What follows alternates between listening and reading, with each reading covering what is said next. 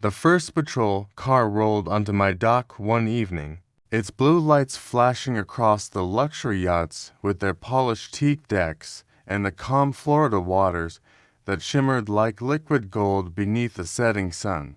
Moments later, a second cruiser arrived, followed closely by a third. By the time the officers stepped out, dozens of HOA residents had gathered behind the marina gate, watching what they believed would be the public humiliation of an old man who dared to defy their rules. Their HOA president stood front and center, phone in hand, filming with the kind of smile people wear when they think victory is already theirs. "Big mistake. There he is," she announced loudly, pointing straight at me as though she had just caught a fugitive. "That's the man trespassing on HOA property. I want him removed immediately." The officers looked at me, then at her, then back at me. I was sitting exactly where I had been for the past hour at the far end of the dock, coffee in hand, watching pelicans dive into the harbor. The sea breeze carried the familiar scent of salt and diesel fuel from the yachts. Nobody was yelling except her. That mattered. "Sir," one of the younger officers said carefully, walking toward me, "we received a complaint." I nodded. "I figured you might." Short answer, calm voice. No argument. The HOA president didn't like that. People like her rarely do. Her name was Vivian Vane, and for months she had been trying to convince everyone in Harbor Crest Estates that my family's private yacht dock somehow belonged to her community. She had printed brochures. She had held meetings. She had collected fees. She had even featured the marina in HOA newsletters. There was only one problem. None of it was true. But she didn't know that I knew exactly how far she was willing to go. And tonight she was about to show everyone.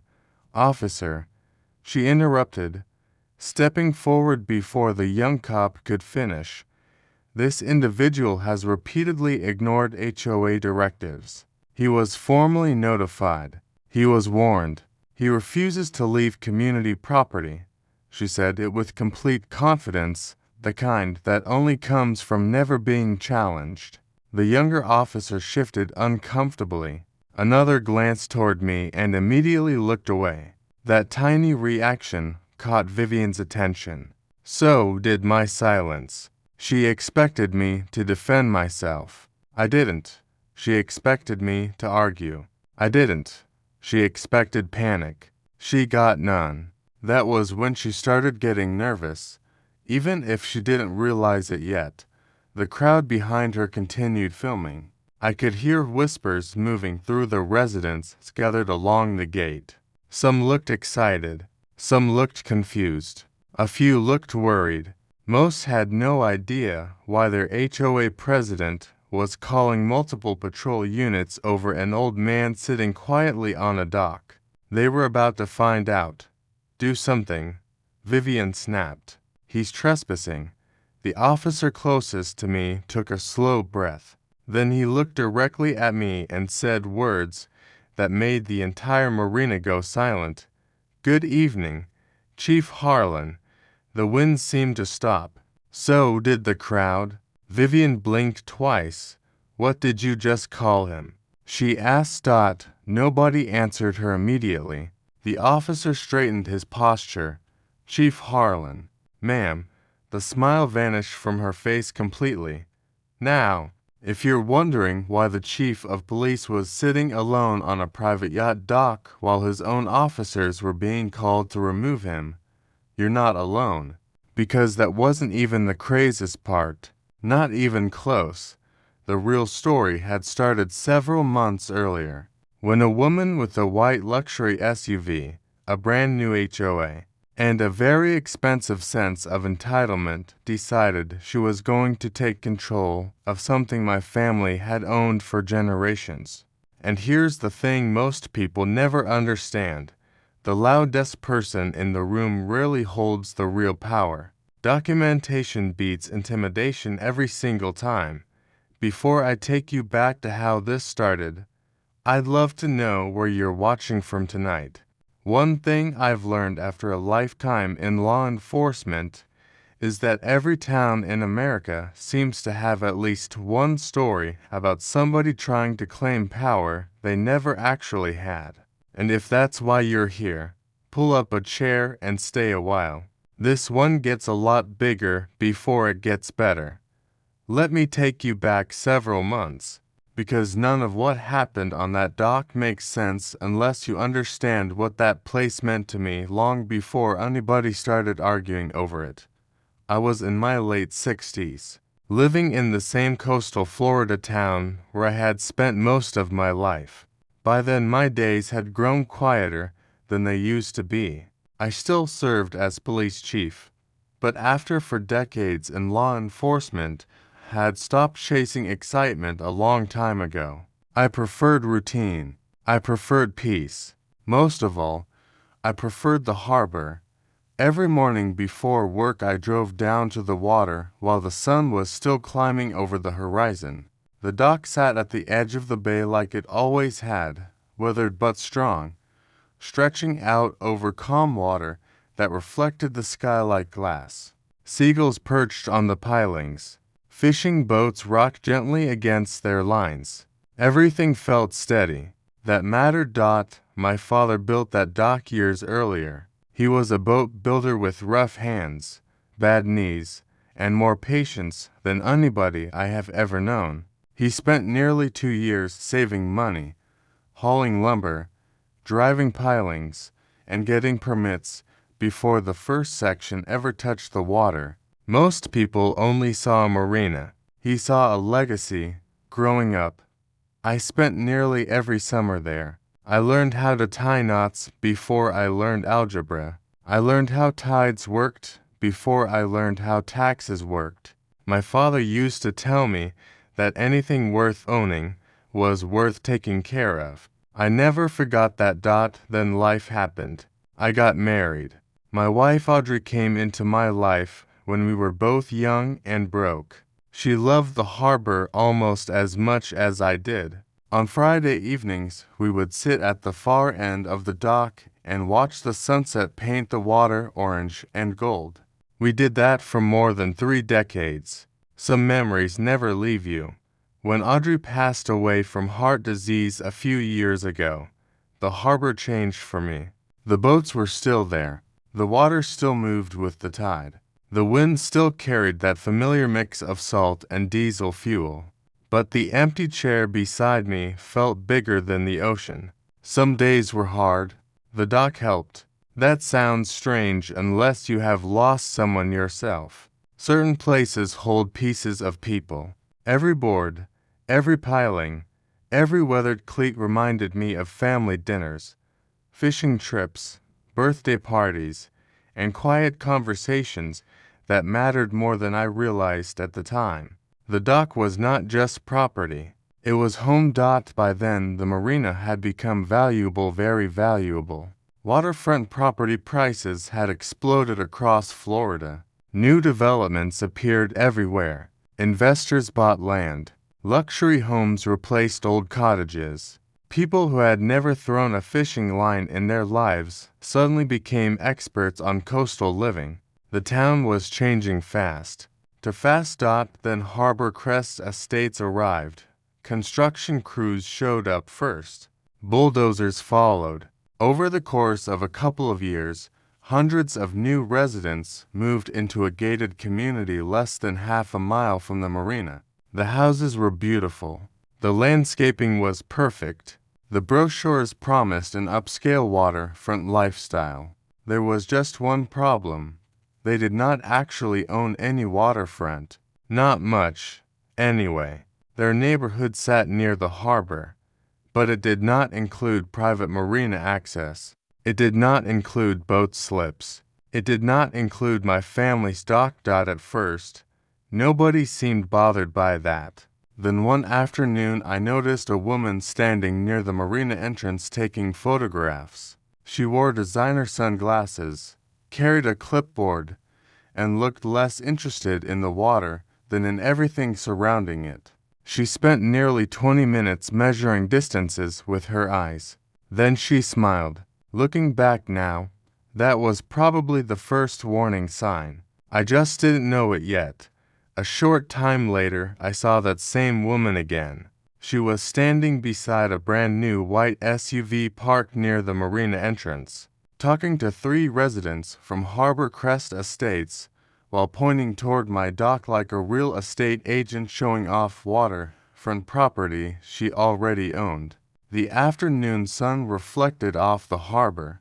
The smell of salt drifted through the air. Boats rocked gently against their slips. Something felt off. Her name was Vivian Vane, and within weeks, almost everybody in town knew it.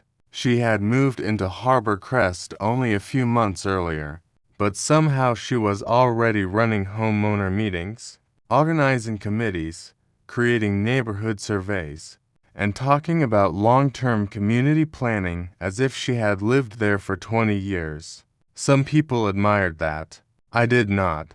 Experience teaches you that the fastest people to seek power are always the best people to have it.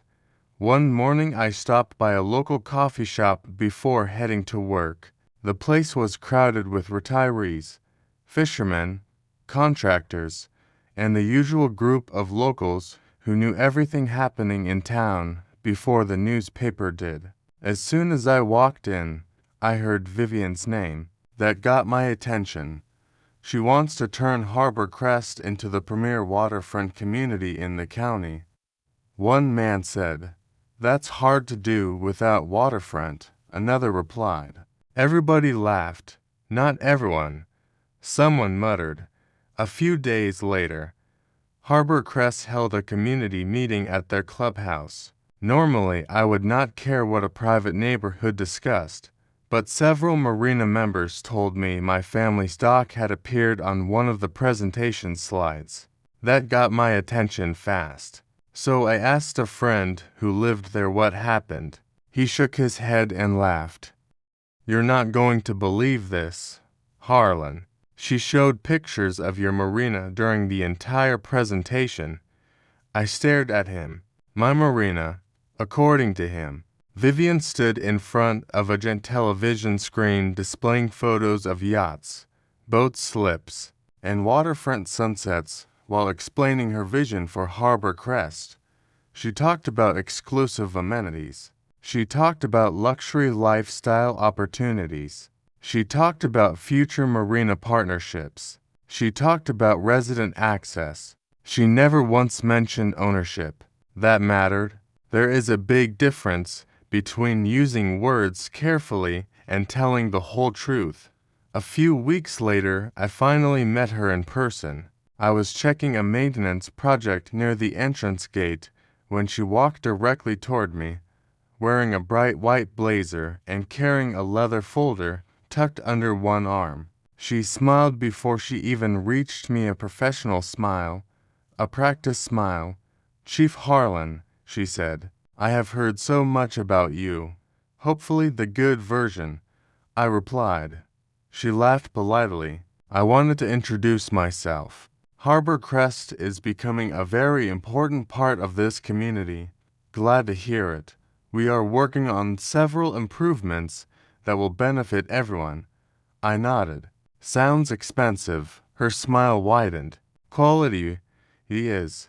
Then her eyes drifted toward the marina. Not the harbor, not the water, the marina. I noticed. Beautiful property, she said. Thank you. I imagined residents would love easier access to it. There it was, the first real clue. Not a demand. Not yet. Just a test. I kept my voice calm. Most people love access to things they do not own. For a split second her smile tightened. Then it returned. Perhaps there are opportunities for cooperation. Perhaps. She walked away shortly after that. The conversation lasted maybe 3 minutes, but something about it stayed with me. In the following weeks, Harbor Crest newsletters started appearing around town. Residents showed me copies. Several pages discussed waterfront living. Several pages discussed marina activities. Several pages discussed future access improvements. My dock appeared in photographs more than once. Nobody asked permission. That mattered. Then one morning a marina member named Ernest Jennings walked into my office carrying an envelope. Ernest was in his 70s, retired Navy, and not the kind of man who got rattled easily. He placed the envelope on my desk. "You need to see this." Inside was a Harbor Crest information packet. Tucked between community updates and landscaping notices was a page labeled Future Marina Access Program. At the bottom sat a photograph of my family's dock. My stomach sank because for the first time I realized Vivian was not just talking about waterfront property anymore. She was building expectations, and expectations have a dangerous way of turning into demands. The first official notice arrived a few days later. It was sitting in my marina office mailbox when I came in before sunrise, tucked inside a thick white envelope with Harbor Crest Estates printed across the top in expensive blue lettering. Outside, the harbor was quiet. The tide was coming in. The only sound was the distant hum of a shrimp boat heading toward open water. Then I opened the letter. According to the document, my marina had been identified as a critical community waterfront asset connected to future neighborhood planning initiatives. According to the document, cooperation was expected. According to the document, residents should be granted reasonable recreational access while long-term agreements were being explored. There was one problem. Nobody had asked me. I read the entire thing twice while drinking coffee that suddenly tasted a lot less pleasant. The wording was careful, very careful. It never directly claimed ownership. It never directly threatened anything. But every sentence pushed the same idea. Harbor Crest expected access. Harbor Crest expected influence. Harbor Crest expected control. That was new. I called the number listed at the bottom of the letter. Vivian answered on the second ring. "Chief Harlan," she said cheerfully. "I was hoping you would call. I received your notice." "Wonderful.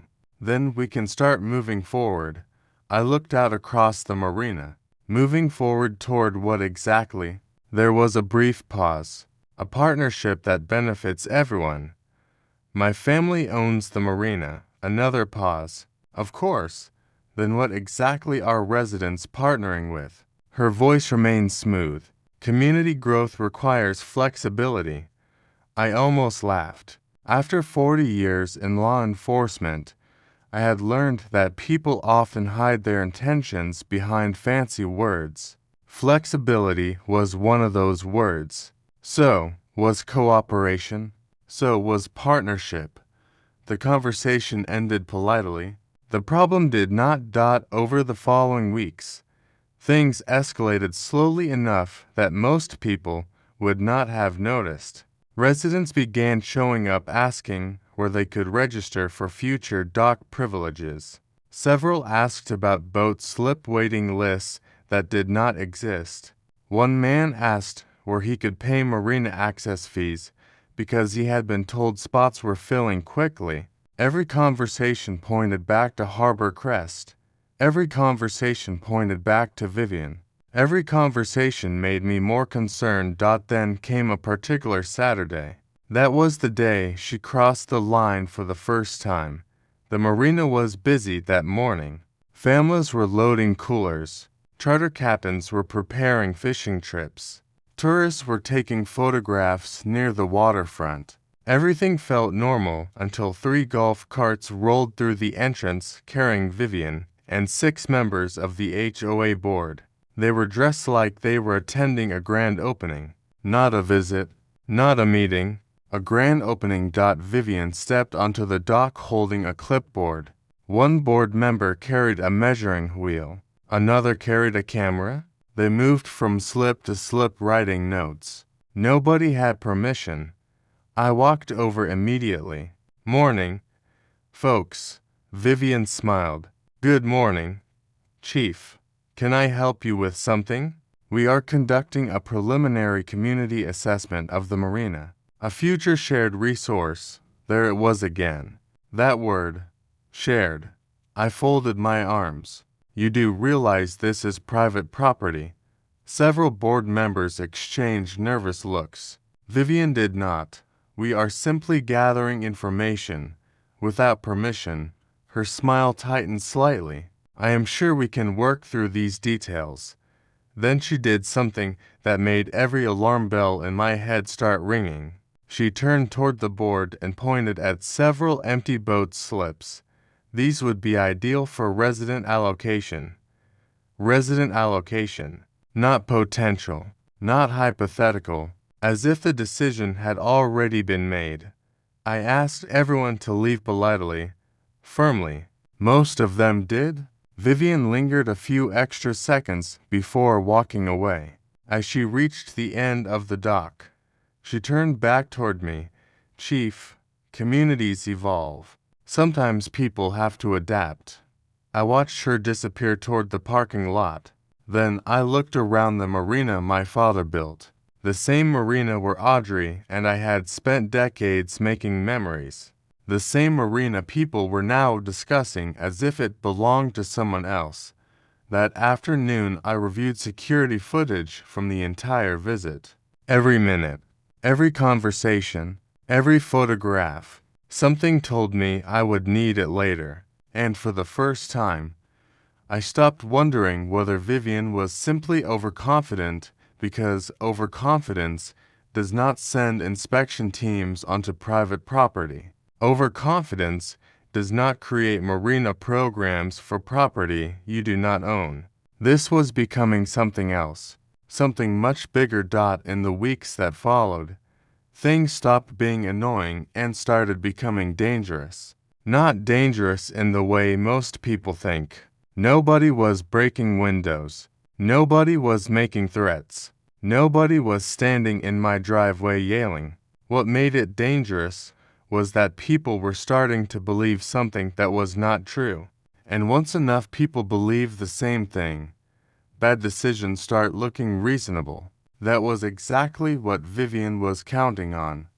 Harbor Crest residents began receiving monthly community updates filled with waterfront photographs, marina sketches, and references to future resident boating opportunities.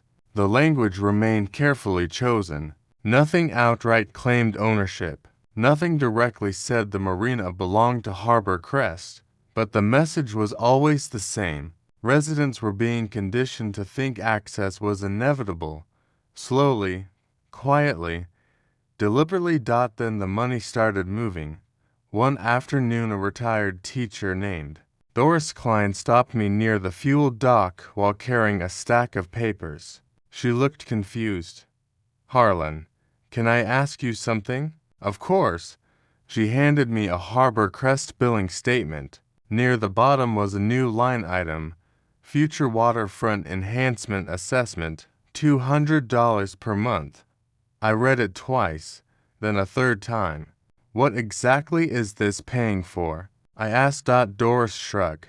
According to the board meeting, it helps secure marina access for residents. I looked up from the paper. Have they actually secured access? That's what I assumed. They had not. By the end of the week I discovered dozens of residents were paying similar fees. Some thought contracts already existed. Some thought negotiations were complete. Some believed boat slips were being reserved for them. None of it was true. The misinformation was spreading faster than I expected. That bothered me.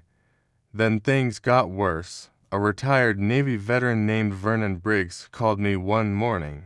Vernon was in his early 70s and lived alone after losing his wife several years earlier. He owned a small fishing boat and launched it from the public ramp nearby every Saturday morning. Harlan, he said, sounding frustrated, somebody stopped me at the ramp. That got my attention. Who? Harbor Crest volunteers. I sat up straighter. Volunteers. They told me waterfront access now required a marina registration pass. I felt my jaw tighten. The public ramp belonged to the county. Anybody could legally use it. No HOA had authority there. None. What happened? I asked. Vernon sighed. I left. Didn't want an argument. That was exactly what people like Vivian relied on. Most decent people avoid conflict. Most retirees do not want lawyers. Most families do not want trouble. So they pay fees. They follow instructions. They assume somebody else must know the rules better than they do. Sometimes that assumption becomes expensive. I started hearing similar stories everywhere. A widow named Nancy Rodriguez received a warning letter suggesting future waterfront privileges could be suspended for non-payment of HOA assessments. A young family was told their kayak launch access might be limited without community registration. Several residents complained they felt pressured into joining programs they barely understood. Every road led back to the same place, Harbor Crest. One afternoon I attended a county planning meeting for an unrelated project. During a break, a developer I knew casually approached me. "Congratulations," he said. I stared at him. "For what?" "The Marina Partnership." I nearly dropped my coffee. "What Marina Partnership?" He looked surprised. "The one everybody is talking about." My stomach sank. If developers were discussing it, the rumor had escaped the neighborhood. It was becoming accepted fact. That evening I drove down to the marina just before sunset. The water glowed orange beneath a fading sky. Boats rocked gently against their lines. The harbor looked exactly the same as it always had. Yet everything felt different, because now this was bigger than my family, bigger than my dock, bigger than property rights. Vivian was building an entire narrative around something she did not own, collecting money based on expectations she could not guarantee, and encouraging residents to trust promises that had never been approved. I stood at the end of the dock thinking about everything I had seen over for decades in law enforcement. Most major problems never begin with a dramatic crime. They begin with small assumptions. One person bends the truth. Another repeats it. A third person profits from it. Eventually everybody forgets where the story started. I was beginning to suspect that was exactly what was happening here. Then my marina manager called me the following morning. His voice sounded uneasy. "Chief, you need to come down here." "Why?" There was a long pause. "Because somebody installed a new sign at the entrance overnight." I was already reaching for my truck keys. Something told me the next move had already been made. By the time I reached the marina that morning, 3 different people had already called asking about the new sign. The harbor was waking up under a pale blue sky. Charter captains were loading bait into coolers. A pair of pelicans sat on the fuel dock, watching the water like they owned the place. Then I saw it. Mounted beside the entrance gate was a brand new aluminum sign with Harbor Crest colors and Harbor Crest branding. The words were simple: Harbor Crest Resident Marina Access Checkpoint. I just stood there for a few seconds staring at it. Not because I was angry, because I was impressed. It takes a special kind of confidence to install signs on property you do not own. My marina manager, Dean Fallon, was waiting nearby. "I found it when I opened this morning," he said.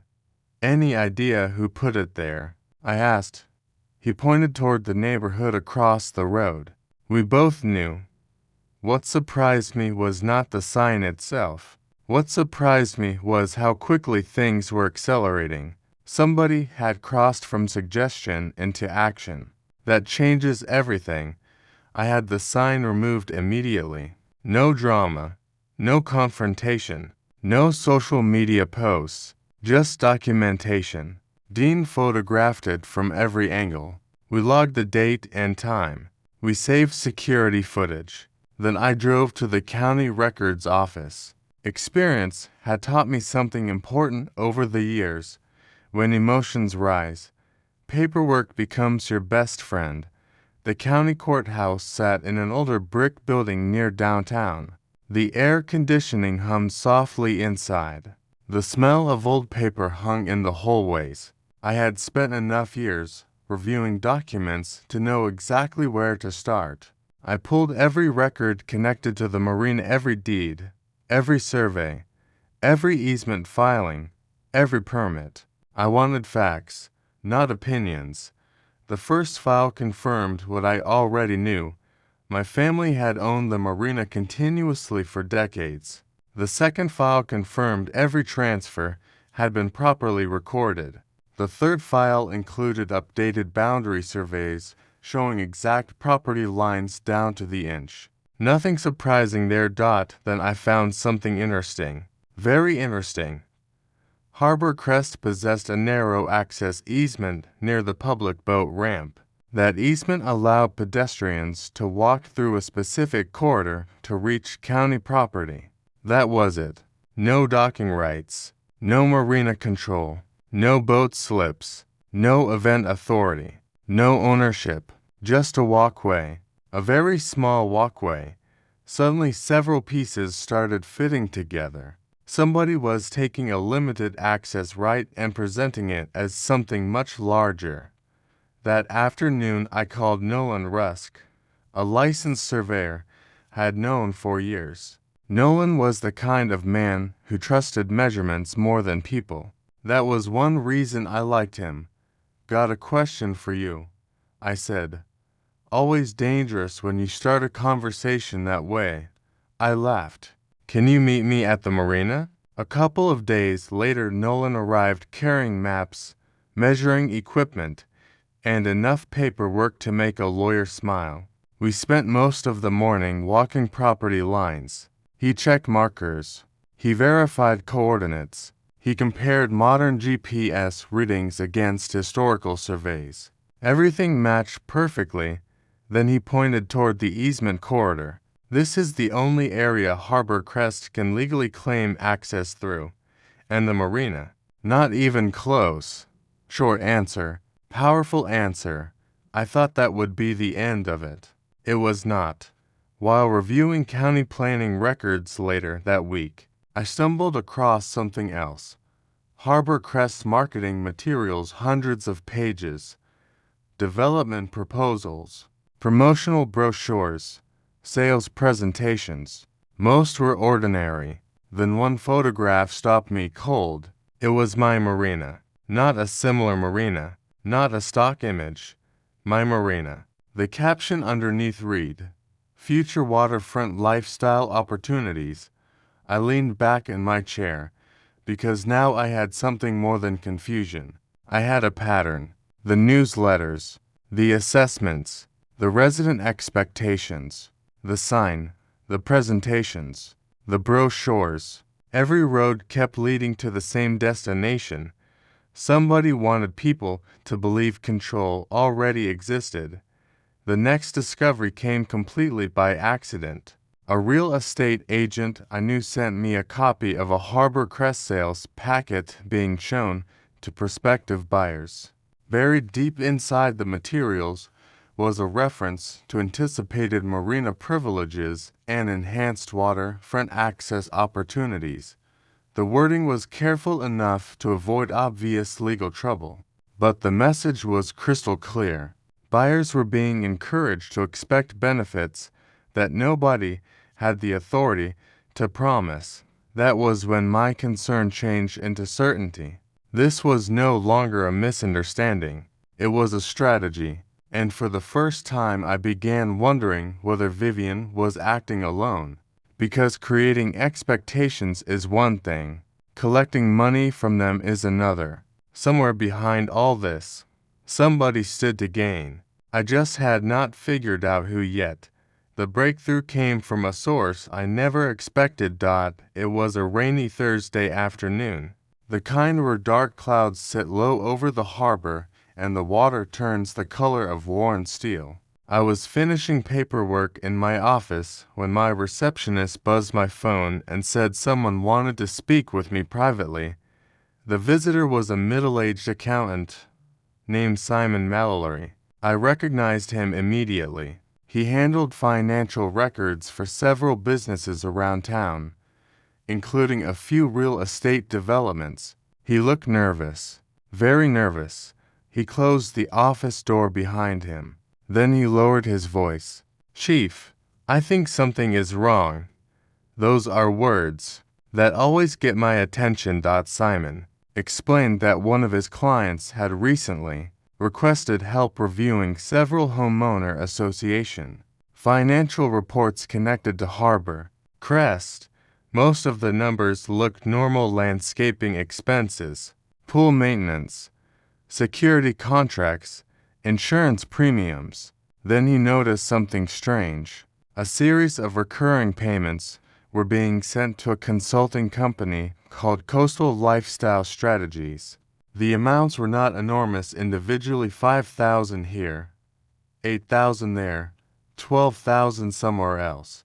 But over time, the numbers added up fast. Simon slid copies of public filings across my desk. I studied them carefully. The consulting company was registered less than a year earlier. The listed business address belonged to a small office building across town. The owner was not Vivian Vane, at least not officially. The owner was her younger brother, Spencer Vane. That caught my attention. Family connections often matter.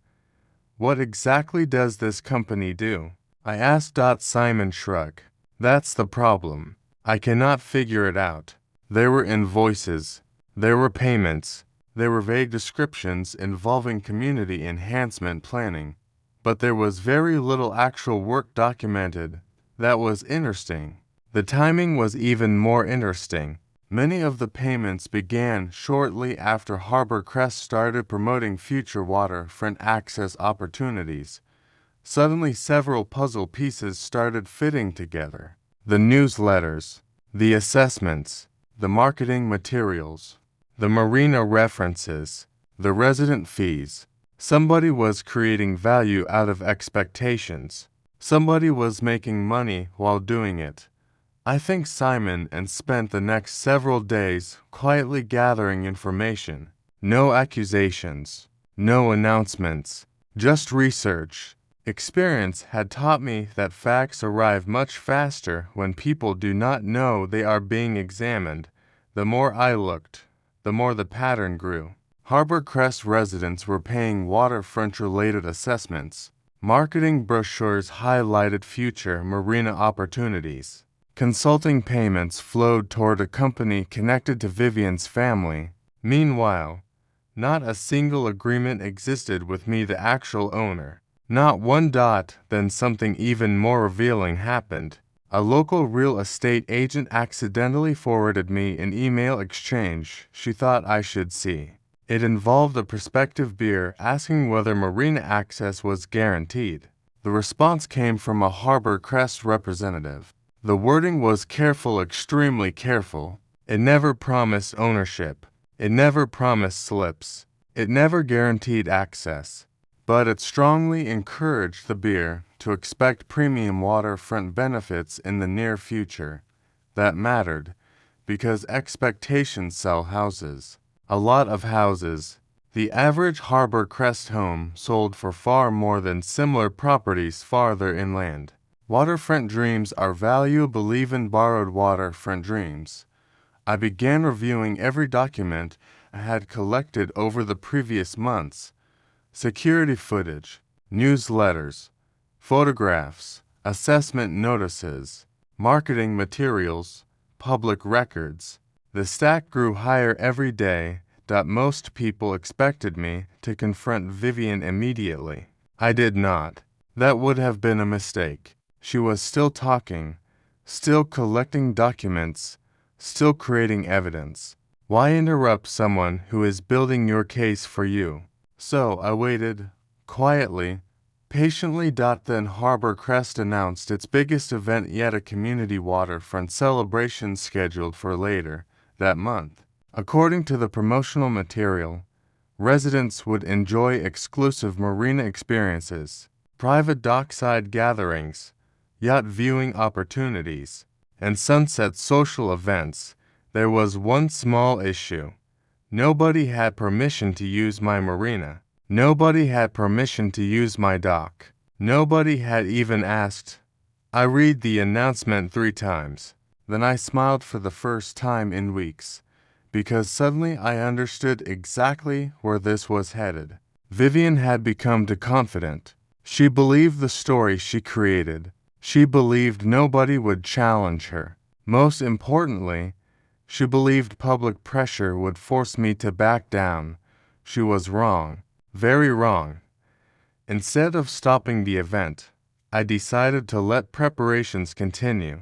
I allowed the flyers to circulate.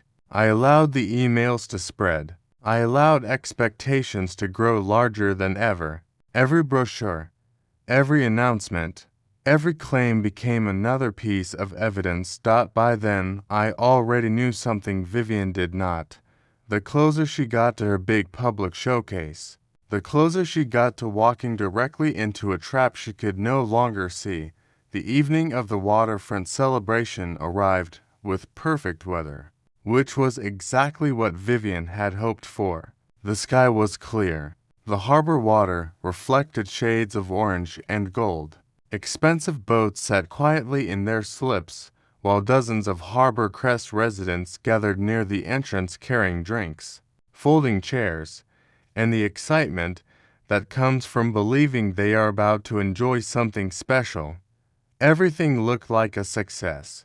That was the problem. By early evening, decorative banners had been hung near the entrance road. Temporary tables stood near the parking area. Volunteers wearing Harbor Crest badges greeted arriving residents and handed out printed schedules describing sunset dock tour and future marina opportunities. Nobody seemed concerned that none of it had been approved by the actual property owner. Expectations had completely replaced facts. I arrived shortly after, alone. No speech. No lawyer standing beside me. No dramatic entrance. I simply walked to the far end of the dock carrying a small folder and sat down in the same chair where Audrey and I used to watch sunsets years ago. Several people noticed me immediately. Most looked confused. A few looked uncomfortable. Vivian looked irritated. "Chief Harlan," she called out as she approached. "I was not expecting you. It's my dock," I replied calmly. "I stop by sometimes." A few residents exchanged glances. Vivian forced a smile. "Tonight is a community event. That is interesting." "What does that mean?" I asked. She looked around at the decorations. "It means somebody forgot to ask permission." Her smile disappeared for a second before returning. "We have every right to be here. Do you?" Simple question. Big impact. The crowd grew quieter. Nobody likes legal uncertainty when they are standing in the middle of it. Vivian stepped closer. "Chief, I think we both know Harbor Crest has established access rights. Access rights and ownership are not the same thing." Nobody said. "Ownership." Your brochures didn't work very hard to explain the difference. Several residents looked at one another. That was new information for many of them. Vivian noticed, so she changed tactics. "Everyone, please enjoy the evening," she announced loudly. "We will not allow negativity to distract from community progress." Then she turned toward the security contractors standing nearby. "Please remove him from the dock area." That got everybody's attention. The contractors looked uncertain. They recognized me. Most people in town did? "Mom," one of them said carefully. "Are you sure?" "Absolutely." She pointed directly at me. "He is interfering with an official HOA event." I remained seated calmly, quietly. patiently. The contractors did not move. That frustrated her, so she reached into her purse and pulled out her phone. "Fine," she said. "We will handle this properly." Then she called the police. Exactly as I knew she would. The crowd watched in silence. She reported that an individual was refusing to leave HOA-controlled marina property and disrupting community operations. She sounded confident, professional, certain. That confidence lasted about 12 minutes. 3 patrol cars arrived. Officers stepped out. Body cameras were active. Residents began recording with their phones. Vivian walked toward the officers immediately. "Thank goodness you are here," she said. "We need him removed." One of the officers listened carefully while she explained the situation. Then he asked a simple question: "Who owns the property?" Vivian answered without hesitation: "The community controls this marina through established access agreements." The officer nodded slowly. Then he turned toward me. "Chief Harlan." The entire crowd froze. Not because they didn't know who I was. Most of them knew. What they didn't know was what came next. I stood up and handed the officer a folder. Inside were the deed records, survey maps, easement documents, county filings, property permits, every document that had already been reviewed and verified. The officer opened the folder. Another officer looked over his shoulder. Neither spoke for several seconds. Finally, the first officer closed it and faced the crowd. "This marina is private property." Absolute silence. "Harbor Crest does not own the marina." More silence. "The easement referenced in county records applies only the pedestrian corridor leading to public property." Several residents stared at Vivian. Others looked stunned. One man actually pulled out a Harbor Crest brochure and started comparing it to the officer's statement. That was when the mood changed completely. Not anger, not celebration, just realization. The story people had been told for months suddenly collided with documented reality. Vivian tried to speak. "There must be some misunderstanding." The officer shook his head. "No, ma'am. The records are very clear." For the first time all evening, she looked uncertain. The crowd noticed. Everybody noticed. And standing there beside the harbor as the sun disappeared below the horizon, the illusion she had spent months building began falling apart right in front of the people she had worked hardest to convince. The real consequences started the following week. What happened on the dock had exposed the truth. But exposing the truth and cleaning up the damage are two very different things. Residents left that event with questions. County officials left with documents. Harbor Crest Board left with a problem they could no longer explain away. Reality had finally caught up with the story. Within days, homeowners began demanding answers about the waterfront assessments they had been paying for months. Some wanted refunds. Some wanted records. Some wanted to know why they had been led to believe marina access was already secured. The board meetings became crowded. Then they became uncomfortable. Then they became very quiet. People started reading documents for themselves. That changed everything. One morning I received a call from Vernon Briggs, the retired Navy veteran who had been turned away from the public ramp months earlier. His voice sounded lighter than it had in a long time. "You were right." "Harlan, about what?" I asked. "Paperwork." I laughed. "Paperwork is not exciting." "Maybe not," he said, "but it sure beats getting pushed around." He had a point. County officials opened a formal review of several Harbor Crest communications and assessment programs. Lawyers became involved. Accountants became involved. More records were requested. More questions followed. The consulting company connected to Vivian's brother suddenly received a lot of attention. Nobody seemed interested in vague explanations anymore. People wanted specifics. That was a problem for anyone relying on assumptions. In the weeks that followed, Harbor Crest residents voted to remove several board members and replace them with homeowners who promised transparency. Vivian resigned before the vote could reach her position. The announcement was short. The silence afterward was even shorter. Most residents were not angry anymore. They were disappointed. Nobody likes learning they trusted the wrong person. The county eventually required corrections to several promotional materials and disclosures related to waterfront claims. Future assessments tied to marina access disappeared. Refund discussions began. Consultants vanished. So did many of the promises. Funny how that works. Once the paperwork arrives, confidence tends to leave through the nearest exit. Through all of it, I stayed out of the spotlight as much as possible.